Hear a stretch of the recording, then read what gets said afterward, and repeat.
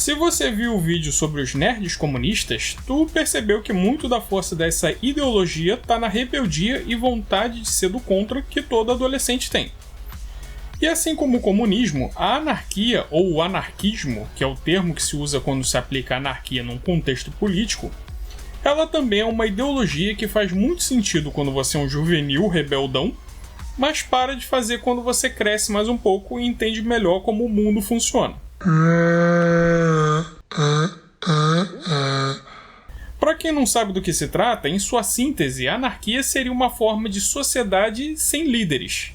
A anarquia vem do grego e quer dizer literalmente isso, anarquia, sem líderes. Mas em sociologia costuma-se dizer que o anarquista é aquele cara que acredita que o país dele, ou até o mundo todo, seria um lugar melhor se não houvesse Estado, ou governo. Estado é uma forma da gente se referir ao governo. Governo geralmente está associado especificamente com os políticos em si, mas Estado tem um sentido mais amplo. É tudo o que engloba a vida pública, funcionários públicos, empresas públicas, escolas, hospitais, etc. E como tudo que é público é controlado pelo governo e seus líderes, o anarquista é contra tudo isso. Ah não, eu sou anarquista e sou a favor do SUS. Então você não sabe do que tu tá falando. Ou tu é a favor de estatização ou tu é anarquista. Os dois não dá. Trabalhadores brasileiros, acreditem nos seus sonhos, o súplice por seus direitos. Mas porra, tu traiu o movimento, velho. Que movimento? Você é um movimento playboy seu, velho? É o movimento punk, velho. Ah, vai tomar no seu cu, velho. Mas como a gente vive num mundo onde tem religioso comunista, católico abortista e até ateu satanista, é bem capaz de ter anarquista estatista mesmo. Até porque, acredite você ou não, a anarquia é um movimento de esquerda e, para surpresa de muitos, ela está associada ao comunismo. Na verdade, o comunismo que está associado ao anarquismo, né? Porque ele veio depois. Mas enfim. Ué, mas você não diz que o comunismo é um regime ditatorial, careca? Como ele pode ser contra líderes? Então, muita gente tem dificuldade de entender a diferença de socialismo e comunismo. E vai ter choro pra um cacete nos comentários, mas eu vou tentar explicar isso com uma alegoria e de forma bem super, hiper, mega resumida, ok? Porque sem isso não dá pra entender a relação de comunismo e anarquia. Mas vai ser bem resumido mesmo. Então, comunistas, peguem um lencinho e chorem, beleza? Imagina uma empresa com 100 funcionários. Esses 100 funcionários são explorados e trabalham pesado todo dia, enquanto o chefe só fica lá no bem bom, no ar-condicionado, na sala dele, com as suas ações da empresa, comendo chocolatinho, tomando água Perrier. Enquanto você tá aí no Rio de Janeiro tomando a água da Sedai com gosto de detergente, eu tô aqui na primeira classe tomando a minha Perrier. Enquanto isso, os 100 funcionários só no calor, bebendo água suja, cagando na latinha, trabalhando para um cacete. Aí 3 funcionários, mais revoltados, resolvem meter o louco e invadem a sala do chefe. Eles expulsam o cara e falam: perdeu, Playboy, a empresa agora é nossa. Aí esses 3 instauram uma liderança provisória e, como eles são muito justos e bondosos, eles começam a distribuir todos os luxos do patrão para os outros 97 funcionários. As ações da empresa, os chocolatinhos, as água Perrier e, claro, o dinheiro do cofre. Isso, segundo Marx, é o socialismo. Quando um partido trabalhador promove uma revolução e instaura um comitê para redistribuir a renda e promover a igualdade. Só que, segundo Marx, isso ainda não é o ideal, e com o tempo o socialismo iria evoluir para o comunismo, que é quando a sociedade estaria totalmente igual e justa, e sem ter mais necessidade desse comitê existir, ele seria desfeito e todo mundo seria trabalhador, sem ninguém melhor que o outro. Ou seja, na nossa empresa, do exemplo, depois que os 3 funcionários repartiram todos os bens da empresa igualmente entre os funcionários, eles por conta própria iriam desfazer essa liderança. E iam se tornar trabalhadores de novo e não haveria nenhum líder ou chefe na empresa. Todos os 100 funcionários iriam trabalhar da mesma forma e receber as mesmas coisas. Então sim, o comunismo tem um viés anarquista, porque só se considera que se alcançou o comunismo quando acontece isso. O Partido Revolucionário abre mão do poder e todo mundo ser igual. Só que olha só, Conhecendo o ser humano como eu e você conhecemos, porque a gente sabe que o ser humano, quando chega ao poder, ele vira um tremendo de um filho da puta! Você realmente acha que esses 3 revolucionários iriam sair do poder? Vai, trouxa! Então é por isso que todos os países que sofreram um processo revolucionário e que são governados por partidos socialistas/comunistas são sim ditaduras. Porque simplesmente o partido revolucionário não vai sair do poder. E claro que a desculpa é: não, camaradas, se nós sairmos do poder, as elites burguesas e os imperialistas podem tentar voltar ao poder. Então nós temos que fazer o enorme sacrifício de ficar no comando da nação para que a revolução não seja perdida. E tu gostou da minha imitação de russo, né? When you kill one, it is a tragedy. When you kill 10 million, it is a statistic. E assim eles ficam. Ficam. Em Cuba, por exemplo, já tem mais de 60 anos. Na Coreia também, mais de 60 anos. Na China, mais de 70. E assim vai. Ela não me resiste. É por isso que quando você discute com um comunista, ele fala: ah, mas o comunismo nunca foi implantado de verdade? Óbvio que não. Porque nenhum partido revolucionário nunca vai sair do poder por conta própria. Mesmo que a gente esteja falando das almas mais justas e bondosas do mundo, coisas que eles não são, né? Porque gente boa não apela para ódio e violência, né? Mas mesmo se fossem as melhores pessoas do mundo, o poder corrompe pra caralho. Ah, mas esses países distorceram o que Marx falou e não podem ser considerados realmente socialistas. Podem sim, amigo. Até porque Marx foi o primeiro a estabelecer os métodos e critérios para se chegar ao comunismo, mas ele não foi o único. Na verdade, Marx e Engels, né? Coitado do Engels, ninguém liga para ele, né? Inclusive, existem teóricos comunistas totalmente anarquistas e que criticam essa fase em que o partido tem que ficar no poder e controlar tudo, como o Mikhail Bakunin, por exemplo. Então, mesmo que o comunismo nunca tenha sido implantado, e de fato ele não foi, afinal é quase impossível ele ser implantado, mesmo assim, só as tentativas de implantá-lo já são extremamente perigosas e nocivas à sociedade. Mas se a gente continuar tentando, com o tempo não dá pra conseguir funcionar, careca? Tu acha que isso é que nem teu PC velho, que se tu ficar batendo e batendo, uma hora ele pega no tranco? Igual o carro velho, que não pega e tu fica lá... Não, eu não acho possível. E eu em breve vou fazer um vídeo falando sobre todos os motivos sociais, antropológicos, econômicos e até psicológicos, falei bonito, né, pode dizer, pelos quais o comunismo nunca vai funcionar. Então num próximo vídeo eu me aprofundo mais nisso. Mas um dos motivos é justamente o que me fez gravar esse vídeo daqui. A anarquia, ou seja, a ausência total de líderes, é humanamente impossível de existir. Mas e os anarcocapitalistas, careca? Eles não são anarquistas de direita? Sim, anarcocapitalistas, ou ANCAPs para os íntimos, são os caras que também defendem que não haja governo de nenhuma forma. Mas ao contrário dos comunistas que querem que todo mundo seja trabalhador, os ANCAPs acreditam que a sociedade deve ser regida somente pelo mercado e pela economia.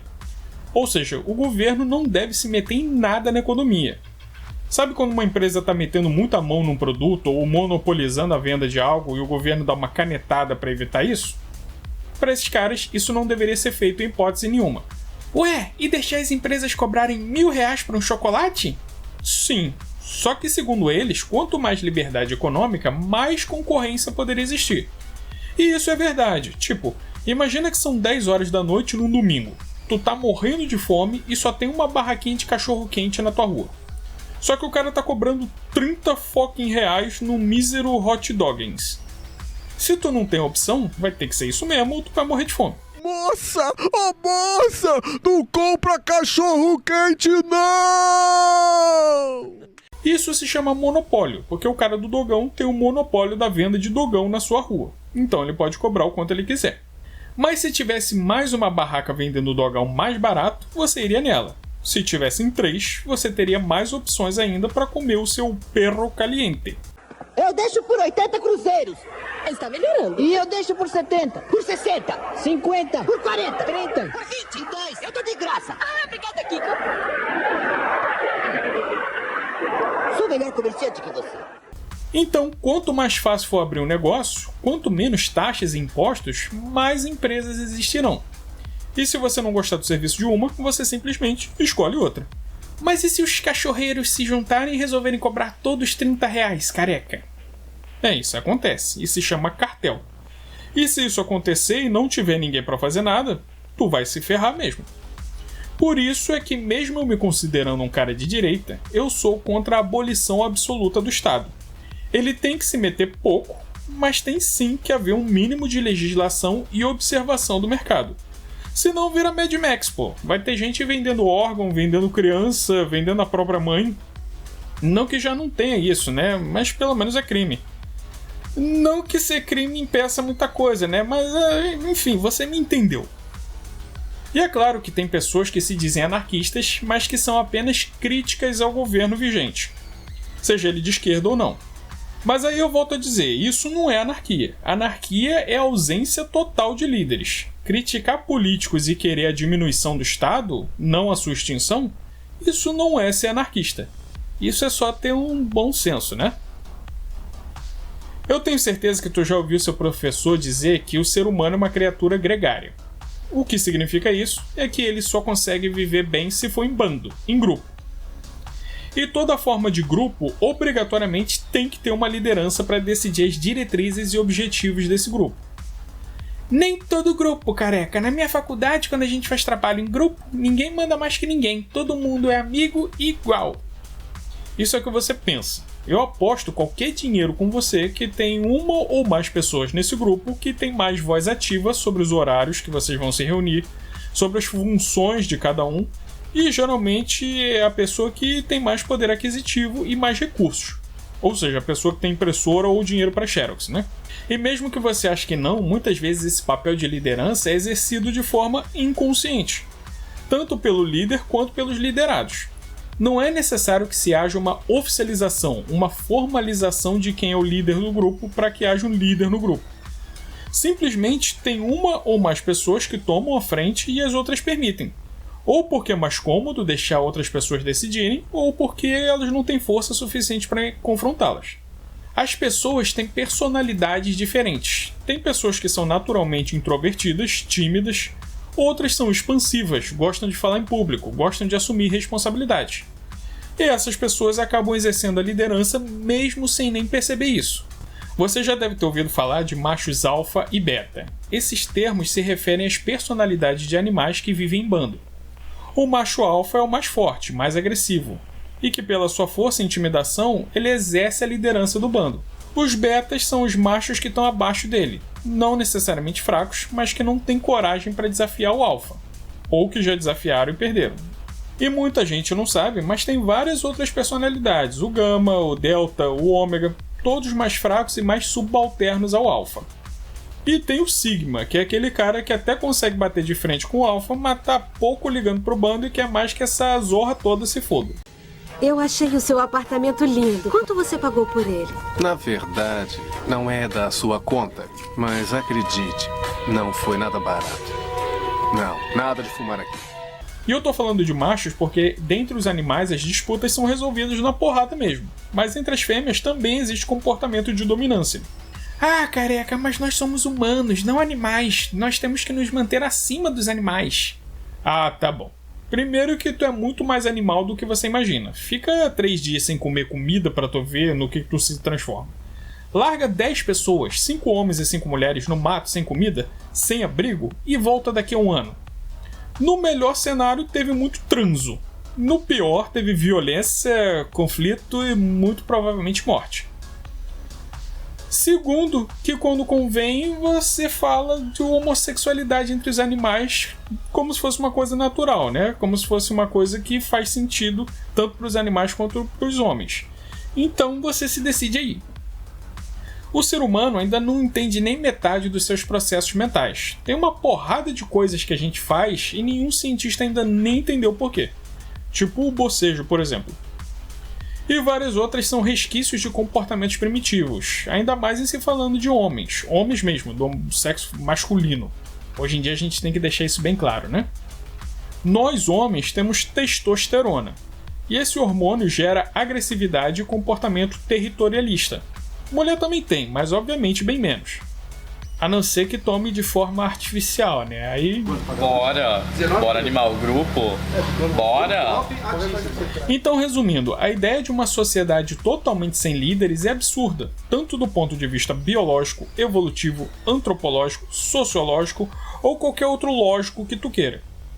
Não existe e nunca existiu grupo humano que não tenha um ou mais pessoas liderando. Ah, mas lá dentro do Xingu, lá na Amazônia, tem uma tribo que vive isolada que não tem líderes. Mentira, balela, besteira. Toda tribo tem um pajé, um xamã, um véi que é respeitado só por ser véi. E logo depois dele vem a casta dos guerreiros. E só depois que vem as mulheres e crianças. Então não existe grupo humano que não tenha líder, que seja todo mundo igual, que todo mundo mande da mesma forma.